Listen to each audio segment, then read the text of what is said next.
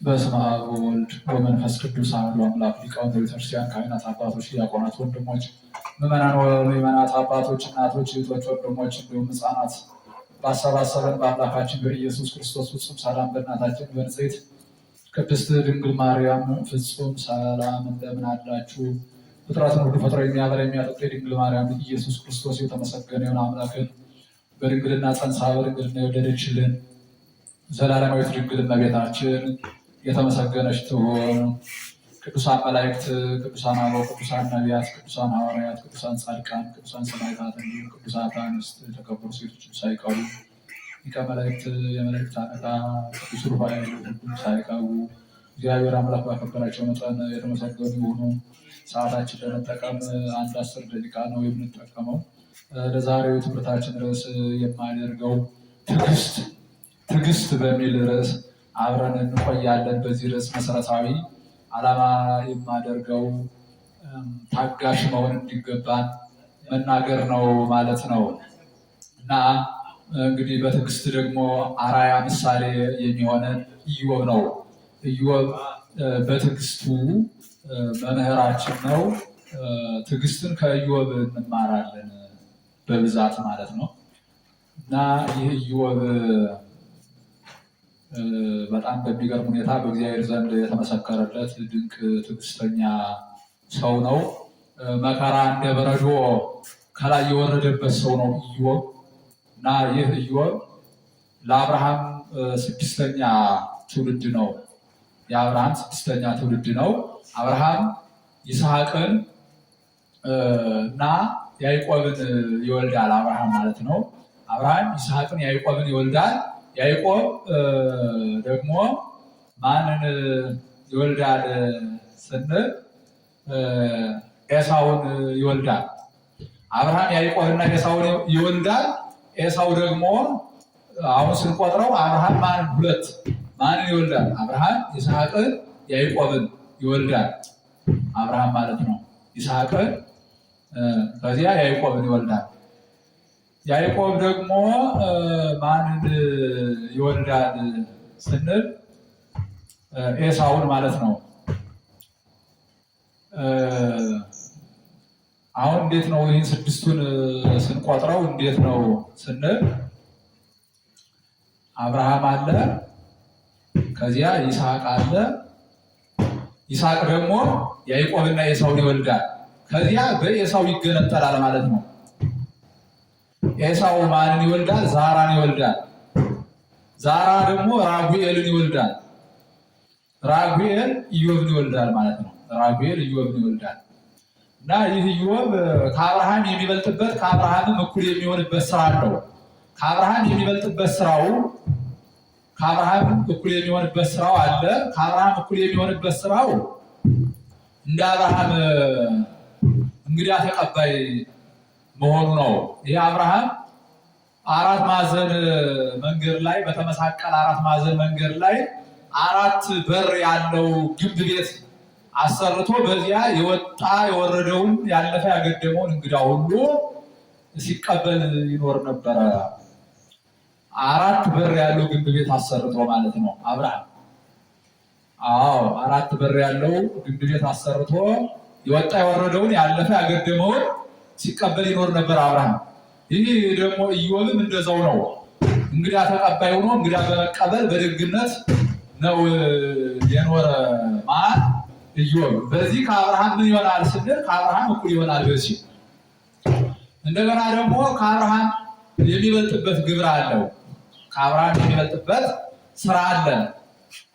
በምንድን ነው አብርሃም የሚበልጠው ስንል አብርሃም ከሳራ ማንን ይወልዳል ስንል ይስሐቅን ይወልዳል ከሳራ። ከአጋር ደግሞ እስማኤልን ይወልዳል። ከቄጡራ ደግሞ 6 ልጆች ይወልዳል፣ ከ3 ሴት ማለት ነው። ኢዮብ ግን ከአንዲት ሴት ወዲያ ወዲህ ሳይል 10 ልጅ ወልዷል። ከአንዲት ሴት 10 ልጅ አግኝቷል። በዚህ ማንን ይበልጠዋል? አብርሃምን። እንግዲህ በአንድ ትዳር ጸንቶ መኖር መመረጥ ነው። ይገርማቸው 10 ልጆች ነበረው ከአንዲት ሴት ማለት እስከ መጨረሻ ከዚህ ዓለም እስኪለይ ሚስቱ አንዲት ናት እሱ እና እና ድንቅ ሰው ነው። በእግዚአብሔር ዘንድ የተወደደ በእግዚአብሔር ዘንድ የተከበረ ሰው ነው እና እግዚአብሔር የመሰከረለት ሰው ነው ኢዮብ ማለት ነው። እና እግዚአብሔር ለመላእክት ምን አለ? ኢዮብ ወዳጄን አያችሁትን? እጹብ ድንቅ የሆነ ሰው እኮ ነው፣ እኔን በጣም ይወደኛል አለ። እና ይህ ኢዮብ በጣም ባለጸጋ ነው፣ ሀብታም ነው። 10 ልጆች አሉት። 10ሩን ልጆች የእግዚአብሔርን ሕግ ጠብቀው እንዲኖሩ የእግዚአብሔርን ሕግ እያስተማረ ያሳደገ ሰው ነው እና ሁልጊዜ ለእግዚአብሔር መስዋዕት ይሰዋ። እንዲሁ ደግሞ በጣም በሚደንቅ ሁኔታ ድሆችን በማብላት በማጠጣት ነው የሚኖረው። በጣም ባለጸጋ በጣም ሀብታም ነበር እና እግዚአብሔር መሰከረለት ለመላእክት ምን ብሎ?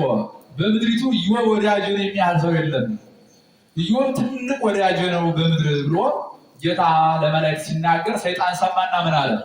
ምን እሱማ ሁሉን ነገር ስለሰጠው ነው የሚወድህ ብሎ አለው።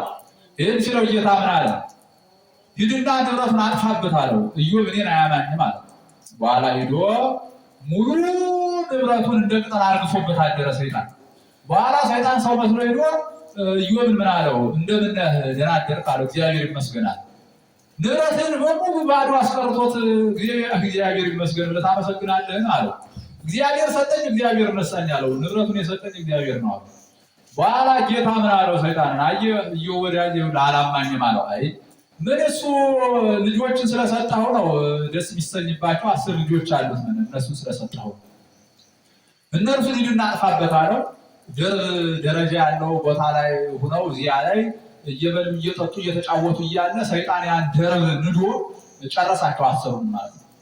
ከዚያ 10ሩ ልጆች ሙተውበት በመጨረሻ በመነጋታው ያው 10 አልጋ ላይ 10 አስከሬን 10 አልጋ አሰርቶ በዚያ ላይ አስከሬናቸውን አድርጎ ለማስቀበል ጉድጓድ በዚያ ወዲያ ወዲህ እያለ ሲያስቆፍር ሰይጣን የኢዮብን ዘመድ መስሎ በምታት መጣ። መጥቶ ኢዮብን ምን አለው? እንደምን ነህ አለ። እግዚአብሔር ይመስገን አለ። እንዴት 10 ልጅ ጨርሶብህ ለምን እግዚአብሔር ይመስገን ትላለህ? እግዚአብሔር ሰጠኝ እግዚአብሔር ነሳኝ። ልጆችን የሰጠኝ እግዚአብሔር እኮ ነው። ሀብትን የሰጠኝ እግዚአብሔር ነው። በቃ እግዚአብሔር ሰጠኝ ሀብትን ወሰደ፣ እግዚአብሔር የሰጠኝን ሀብት ወሰደ፣ እግዚአብሔር የሰጠኝን ልጆች ወሰደ አለ። በኋላ ኢዮብ ልጆቹን አስቀበረ። ሰይጣንም አፈረ። ጌታ ምን አለው? አየህ ኢዮብ ወዳጄን አየኸውን? ይሁን አላማኝም አለው። ምን እሱ ጤንነት ስለሰጠው ነው? ምን ጤና ስለሰጠው ነው አለ። ሂድና ጤናውን እንሰው አለው። ብቻ እንዳትገለው እንጂ የፈለከውን መከራ አውርድበት በሰውነቱ አለ። በኋላ በአምሳለ ብሄሞት ታየው። ብሄሞት የሚባል ዘንዶ አለ። ዓለምን ዙሪያ ጠምጥሞ ማገር ዓለምን ምድርን በሙሉ ዙሪያ ጠምጥሞ የያዘ ዘንዶ አለ ብሄሞት የሚባል እና እሱ ለሰው የታየ እንደሆነ የሰው ሰውነት በድንጋጤ እንደሞዱ ይፈርሳል። ልክ ብሄሞትን መስሎ ቢታየው ደንግጦ ሰውነቱ እንደሞዱ ፈረሰ። ከእግር ጥፍሩ እስከ ራስ ፀጉሩ ድረስ ሰውነቱ ፈረሰ፣ በሰበሰ፣ በሽታ በሽታው። ከዚያ እንዲያውኑ እንደምን አለው ኢዮብን መጥቶ ሰው መስሎ እግዚአብሔር ይመስገን በሰውነት ላይ እንዲህ ያለ መዓት መከራ አምጥቶ ከእግር ጥፍር እስከ ራስ ፀጉር ድረስ እንዲህ ያለ ጉድ አፍርቶብህ እግዚአብሔር ይመስገን ትላለህ አለ። እግዚአብሔር ሰጠኝ እግዚአብሔር ነሳኝ። ከእናቴ ወዲህ ስወጣ ራቁቴን ነው የመጣሁት። አሁንም ደግሞ ራቁቴን ነኝ። በቃ ምንም እሱ ነው እንግዲህ ሁሉን ነገር የሰጠኝ። እንደሰጠ ደግሞ ወሰደ እግዚአብሔር። እኔ ምን አገባኝ? እግዚአብሔር ይመስገን ነው ይመናል። በዚህ ሰይጣን አፍሮ ከእርሱ ሸሸ። እግዚአብሔር ሰይጣን ኢዮብ ወዳጄን አየኸው? ኢዮብ እንዲህ ነው አለ። ሰይጣን ማፈረ። በኋላ ሰይጣን ምን ያደርጋል? ዲያብሎስ ሚስቲቱ ውሃ የምትቀዳበት ቦታ ላይ ሂዶ ምን ያደርጋል? ዲያብሎስ ሚስቲቱ ውሃ የምትቀዳበት ቦታ ላይ ሂዶ ነው ድንኳን አስተክሎ በምታት ምን ያደርጋል ደግሞ ከዛ መሰላችሁ? ድንኳን አስተክሎ ፈረስ በእግሩ አስሮ ባለጸጋ ሀብታም መስሎ ድንኳን አስጥሎ ያው በምታት ድንኳን አስመስሎ በዚያ ይጠብቃታል። አላዋልት ቀዳ ሄዳ አየችው። እንደምን ነሽ? ደህና ነሽ? የማን ነሽ ሚስት አላት። የኢዮብ አለችው። የዛ ድውይ አሁን እዛ ድውይ ጋር የምትኖሪ እንደው ይህን መግራም ይህን ድውይ እሱን አቅፈሽ ምትተኝ እንደኔ ያሉ ስንት መኳንንት እያሉ እዚያ ነሽ አንዱን አታገቢም? አንዱን እንደኔ ያለው እዚያ በሽተኛ ጋር እንዲያውንሽ ምትኖሪ ይላታል። በኋላ ሴት ተላላ ናትና ተታለለች። እሺ በቃ አለችው። እንደዚያ ስትለው በይ እንኑር እንግዲህ አብረን አላት። በል እንግዲህ ይህን ውሃ ላድርስለት አለችው። ይህን ውሃ ላድርስለት በውሃ ጥማት እንዳይሞት ደግሞ በውሃ ጥማት የሞተ እንደሆነ እንዳይጸጽተኝ ይህን ውሃ ላድርስለት ብላለች። ምክንያቱም 10 ልጅ ወልዳለት ነበርና የወለደ አይጨክንም መባሉ ለዚህ ነው። ከዚያ ያንን ውሃ ወስዳ ስትጠጋ ያው ሰይጣን ክፉ መክሯት ስለነበረ ሰውነቱ መሽተት ጀመረ። በሷ በፊት አቅፋው ስተኛ እንደ ሎሚ ይሸጣት የነበረ እንደ ዕጣን ይሸጣት የነበረ በኋላ ግን በቃ ከረፋት። በኋላ ገብታ እንደው ምራቋን ተፍታ በል እንግዲህ ደህና ሁን ውሃ መጣሁ በል ሰላሙን እንግዲህ ልቀቀኝ፣ እኔ ከብዶኛል፣ ካንተ ጋር መኖር አልቻልኩም፣ ይበቃኛል፣ ወደ ምሄድበት ልሂድ አለች። እህቴ ያገኘች ሰው ነበር አላት። አዎ። ምን አይነት ሰው ነው? አይ እሱማ ባለ ሀብት ነው፣ እዚያ ፈረስ አስሮ በቅሎ አስሮ እንዲሁ ደግሞ ድንኳን አስተክሎ ባለጸጋ ሀብታም ነው፣ በዚያ እሱ አግኝቶ የነበረ። በኋላ ኢዮብን ሰይጣን እንደሆነ ተረድቶ በሙዳይ ውስጥ ያኖራት ቀለበት ነበረች፣ የወርቅ ወለባ ናትና በዚያ ላይ ስመ ሥላሴ ተጽፎበታል፣ አብ ወልድ መንፈስ ቅዱስ የሚል በዚያ ተቀርጾበታል። በይህን ይዘሽ ሂጂ፣ ሰው ከሆነ ይቀርብሻል፣ ሰው ካልሆነ ይሸሽሻል ብሏታል። ያን ይዛ ስትሄድ አያትና 40 ክንድ ሲቀራት የዛን ድዊ ገንዘብ ለምን አመጣሽበት? በዚያው ጥለሽለት አትመጭም? እሱን ሽጦ እንደው ለምግብ ቢሆነው እባክሽ አድርሰሽ ነይ ይላል። እሷ ደግሞ ሰው ከሆነ ይቀርብሻል፣ ሌላ ከሆነ አይቀርብሽም ብሎኛል እያለች ስትጠቀው እየሸሻ አረጣዩ እያለ እዚያ በኋላ ጥሮ እየፈረጠጠ በዚያው ብን ብሎ ሄደ። በቃ በኋላ እሷን በጣም አዝና እያለቀሰች ስትመለስ ቅዱስ ሚካኤል በሰው ተመስሎ መንገድ ላይ ያገኛትና ምን አላት? ኢዮብን አዝለሽ ወደ ዮርዳኖስ ውሰጂው፣ እኔ በዚያ በወደቡ ጠብቄ እኔ አጠምቀዋለሁ ብሎ አላት። ኋላ ሄዳ ኢዮብን ይቅርታ ጠይቃ አባቴ አዳምን እናቴ ሔዋንን ያሳተ ሰይጣን ሊያስተኝ ነበር ይቅር በላይ ብላ ይቅርታ ጠይቃ እግሩ ላይ ወድቃ እንዲያ ብላ እሱም ይቅርታ አደረገላት። በል ቅዱስ ሚካኤል መንገድ ላይ ጠብቆ እኔ ቅዱስ ሚካኤል ነኝ፣ ኢዮብን አዝለሽ ወደ ምን ውሰጂ ብሎኛል፣ ወደ ዮርዳኖስ ወንዝ፣ በዚያ እኔ ወደቡ ላይ እጠብቅሻለሁ፣ በዚያ አጠምቀዋለሁ ብሎኛል ብላ አለችው። አዝላ ወሰደችው። እዚያ ወደቡ ላይ ጠብቆ አጠመቀው። እሷንም አጠመቃት። ኢዮብን አጠመቀው። ኢዮብ ዳነ፣ ተፈወሰ፣ ከበሽታው ደህና ሆነ። አርጅቶ ነበር፣ የ30 ዓመት ወጣት ሆነ። ይገርማል። እርሷም አርጅታ ነበረ። ቅዱስ ሚካኤል አጠመቃት። የ15 ዓመት ኮረዳ ሆነች። 15 ዓመት ወጣት ሆነች። ጤናቸውን አገኙ፣ ተመለሱ። ይህ ዮርዳኖስ ንዕማንም ተጠምቆ ከለምጽ የዳነበት ነው። ጌታም ደብዳቤያችን በጥምቀቱ የቀደደበት ነው። ጌታም የተጠመቀበት ወንዝ ነው። ሰይጣን ያው የዕዳ ደብዳቤያችን አንዱ በሲኦል አንዱን በዮርዳኖስ ቀብሮት ነበር። በዮርዳኖስ የቀበረው ጌታ በጥምቀቱ ደምስሶልና ሲጠመቅ በዛ ሰዓት በሲኦል ያለውን በለታሩ ነፍሳትን ነፃ ሲያወጣ በዚያው አቅንቶ አጥፍቶልናልና ዮርዳኖስ ትልቅ ነው፣ እጹብ ድንቅ የሆነ ነው። እዚያ በእስራኤል ሀገር የሚገኝ ነው እና በዚያ ኢዮብ እንዲያ ሆኖ ዳነ። ቅዱስ ሚካኤል እንዲህ አድርጎ ፈወሰው፣ ጉልበት ሰጠው፣ ጤና ሰጠው። የ30 ዓመት ወጣት የሆነ ታድሶ ማለት ነው። አዲስ ሆነ። በቃ አርጅቶ ነበር። እሷም 15 ዓመት ሆነች፣ አርጅታ ነበረ፣ ወጣት ሆነች። ደስ ብሏቸው ወደ ቤታቸው ሂደዋል። ከዚያ በኋላ እግዚአብሔር ሀብት ንብረትን ይገርማቸዋል በጥፍ ነው የሰጣቸው። ከዚያ በኋላ ልጅ ወለዱ፣ 30 ልጅ ወለዱ። ከዚያ በኋላ ይገርማል፣ 30 ልጅ። ድሮ 10 ልጅ ነው የነበራቸው። በኋላ የጥፍ ጥፍ አድርጎ 30 ልጅ እግዚአብሔር ሰጣቸው። እድሜያቸውን ሁሉ በደንብ ጨምሮ ደግነታቸውን እየቀጠሉ እንግዳ እየተቀበሉ በሚገባ በቃ የትራውትን ያብል እያጠጡ ኖሩ። ይገርማቸዋል። እና አሁን ኢዮብ በትዕግስቱ ያጣውን ነገር ሁሉ አግኝቶታል። በትዕግስት ማለት ነው። ልጆቹን የጥፍ ጥፍ ሆነውለት አግኝተዋል። 30 ልጅ። ንብረቱን የጥፍ ጥፍ ሆኖ አግኝተዋል። ጤናውን ደግሞ ከድሮ በበለጠ እንዲሁም እንደገና ወጣቱን ይገርማቸዋል። ጤና አትርፏል። ወጣት ሆኖ ሚስቱን ጤና ተረፈች። ወጣት ነው። ከዚያ በኋላ ማለት ነው እንዲህ አለ ክብር። ከዚያ ኢዮብ ምን አገኘ? ከዚያ በኋላ ስንል ይህን ሁሉ አግኝቷል። ያጣውን ንብረት ሁሉ በትዕግስቱ አግኝቶታል። ፍጹም በሆነ ትዕግስቱ አግኝቶታል።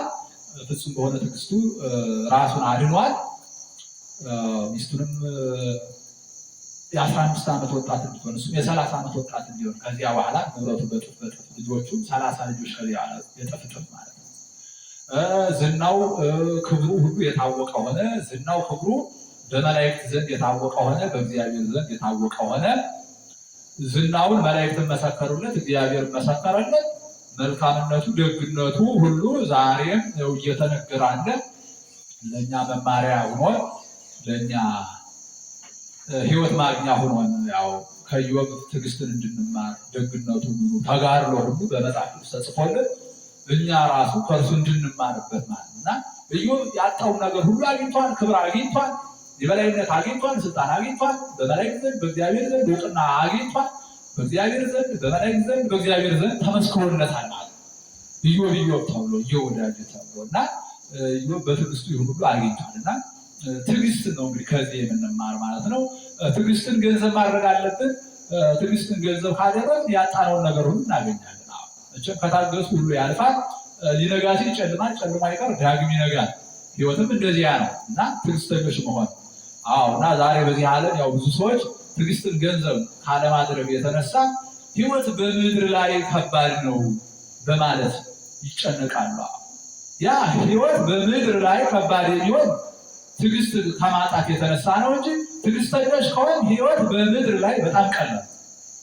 ትዕግስትን ገንዘብ ካደረግን እና ትዕግስትን ገንዘብ ባለማድረግ ሰዎች ማንነታቸውን ያጣሉ፣ ጤናቸውን ያጣሉ፣ ገንዘባቸውን ያጣሉ፣ ብዙ ነገራቸውን ያጣሉ። እንግዲህ በዚህ ዓለም ሲኖሩ መከራ ይኖራል እና ሰዎች የጤና ችግር ሲገጥማቸው፣ የሀብት ችግር ሲገጥማቸው፣ ልጆቻቸውን ሲያጡ፣ ትዳር ሲያጡ፣ ሲታሰሩ፣ ብዙ አይነት መከራ ሲገጥማቸው ወደ ተስፋ መቁረጥ ነው የሚሄዱ እንጂ እንደዚሁ ታግሰው ማሸነፍ አይችልም።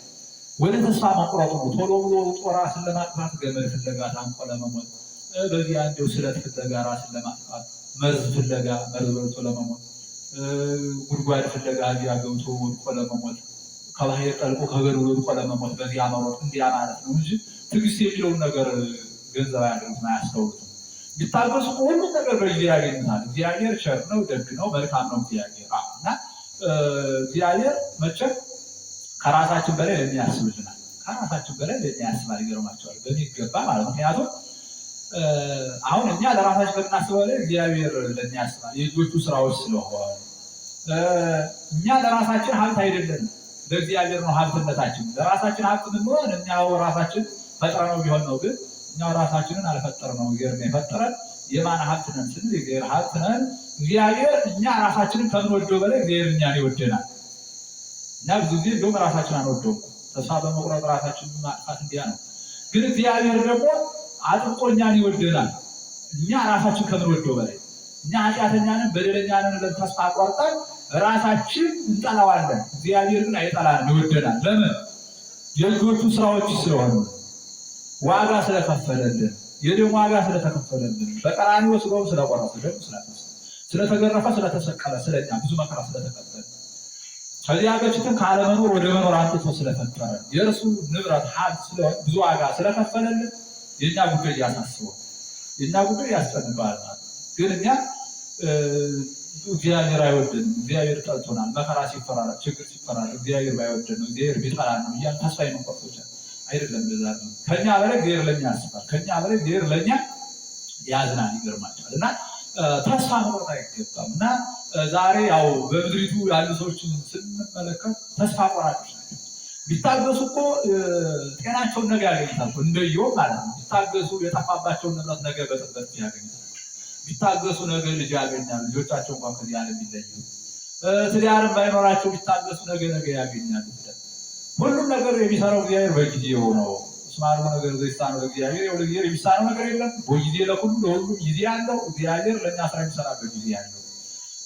እግዚአብሔር ለኛ ምንም ነገር ማያደርግ የሚመስለን፣ እግዚአብሔር እኛን ማያስታውሰን የሚመስለን ሰዎች አለ። በጣም የሚገርም እኮ ቢያስታውሰን እኮ ነው ካለመኖር ወደ መኖር አምጥቶ የፈጠረን። እኛ ፍጠረን ሳንለው ካለመኖር ወደ መኖር አምጥቶ የፈጠረን እግዚአብሔር ለእኛ የሚያስፈልገውን ነገር ከማድረግ ወደኋላ አይልም ፈጽሞ።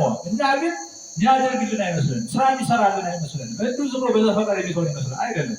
እግዚአብሔር ጊዜ ጠብቆ በጊዜ ሁሉን ነገር ያደርጋል፣ ስራ ይሰራል ማለት። ያን ግን በትዕግስት መጠባበቅ ነው ያለው እና ዛሬ ያው የምናየው ምንድነው? ትዕግስት ማጣት ነው። በሰዎች መካከል ትዕግስት ማጣት። ሰዎች ትዕግስት ከማጣት የተነሳ ራሳቸውን የሚያጠፉ ሰዎች አሉ።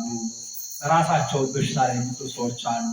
ትዕግስት ከማጣት የተነሳ ብዙ ነገር ሰዎች በሁለት ሰዎች መካከል በብዙ ሰዎች መካከል ሊሆን ይችላል። በሰዎች መካከል ጥላቻ ሊነሳ ይችላል። ጠብ ሊነሳ ይችላል። ድብድብ ሊነሳ ይችላል።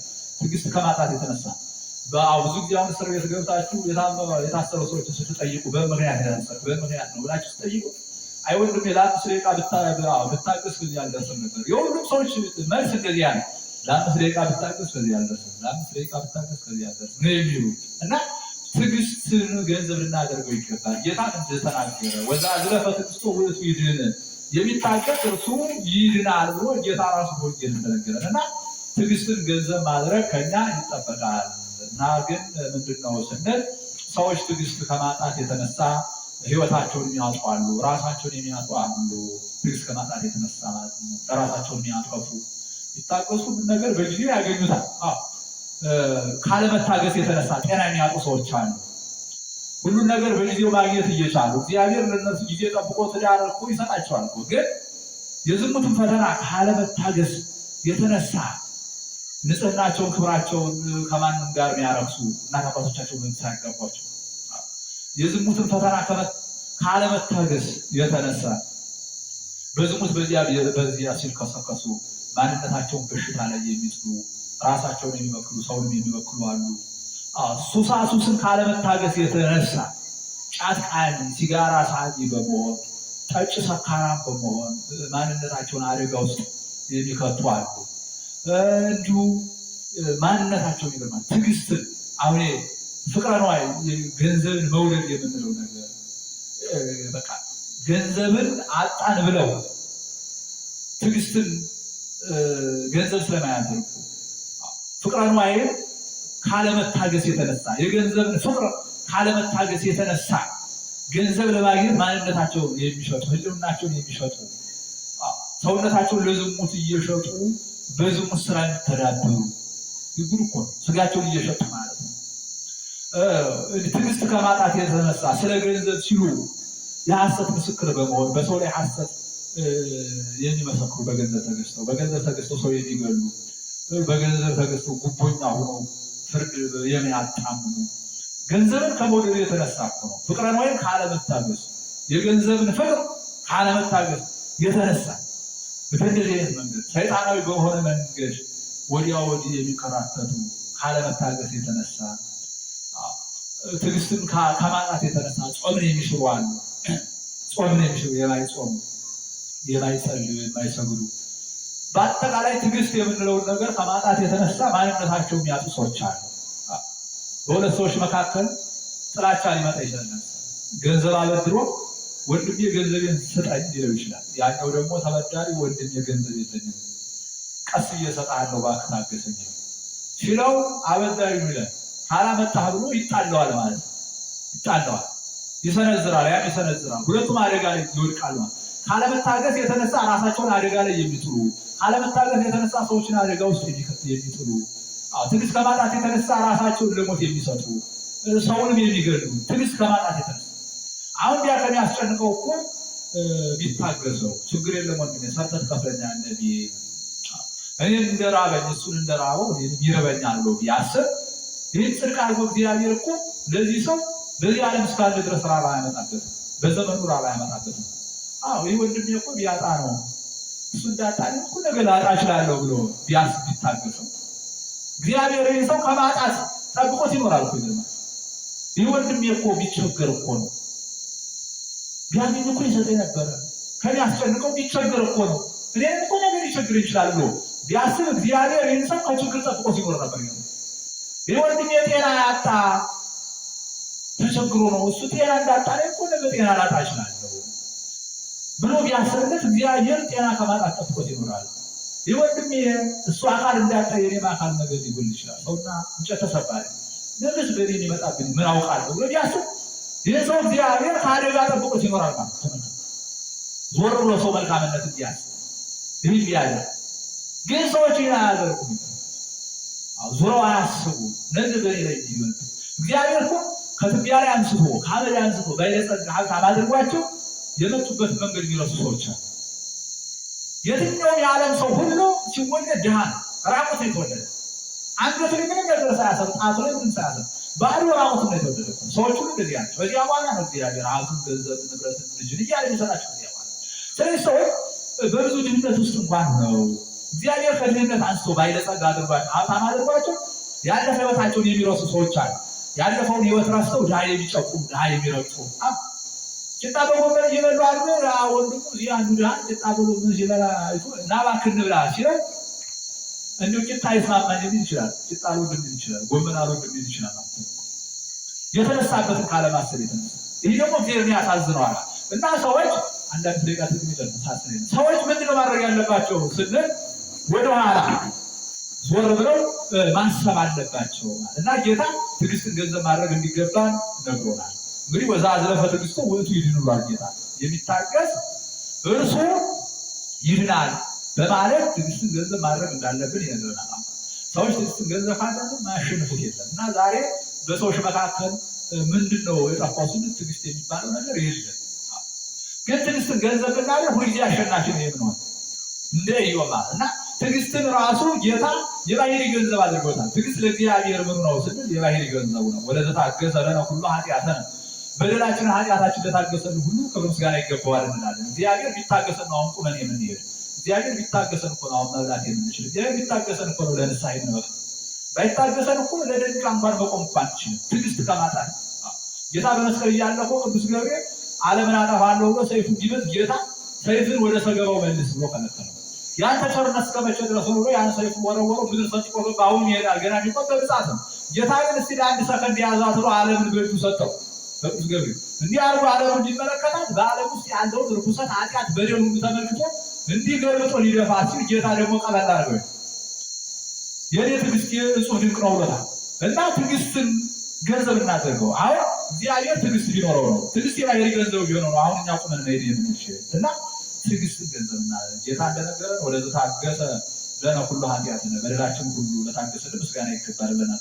ጌታ ቢታገሰን ነው ሁሉን ነገር የምናገኝ የምንበላ የምንጠጣ ለንስሐ የምንበቃ ቁመን የምንሄድ ይህ ሁሉ እግዚአብሔር ስለታገሰን ነው። ስለዚህ ትዕግስትን ከእግዚአብሔር ልንማር ይገባል። ከቅዱሳኑ ከጻድቃኑ ከሰማዕታቱ ልንማር ይገባል ማለት እና ጌታ ትዕግስትን ገንዘብ ማድረግ እንዳለብን ወዛ አዝለፈ ትዕግስቱ ውእቱ ይድን የሚታገስ እርሱ ይድናል ብሏል። ኢዮብ በመታገሱ ድኗል፣ አትርፏል። በሕይወቱ አትርፏል፣ በልጆቹ አትርፏል፣ በሀብቱ በንብረቱ አትርፏል፣ በጤናው አትርፏል። ትዕግስትን ገንዘብ ብናደርግ ሀብት እናተርፋለን፣ ልጆችን እናተርፋለን፣ ትዳር እናተርፋለን፣ በትዳራችን ውጤታማ እንሆናለን፣ ጤናችን እናተርፋለን፣ ሁሉም ነገር ሀብት እናተርፋለን፣ ሁሉም ነገር እናገኛለን ትዕግስትን ከያዝነው እና ጻድቃን፣ ሰማዕታት፣ ቅዱሳን ጌታ ስለኔ ሲሉ የሚታገሱ ይላል ነፍሳቸውን ያድናሉ። ስለኔ ሲሉ የሚታገሱ በትዕግስታችሁ ነፍሳችሁን ታድኗታላችሁ በማለት ይናገራል። ጻድቃኑ፣ ሰማዕታቱ፣ ቅዱሳን አሁን በመታገስ ነው። እንግዲህ ሰማዕትነትን በመታገስ ነው። እንደ ሰም እየቀለጡ እንደ ሻማ እየቀለጡ ያን ሁሉ በሳት እያለፉ ግን ያን ሁሉ በትዕግስትና በጸጋ ይቀበሉ ስለነበረ ማሸነፍና ድል ማድረግ ክብር ማግኘት ችለዋልና ትዕግስትን ገንዘብ እናድርግ ነበረ የትምህርታችን ርዕስ። ወስብሐት ለእግዚአብሔር።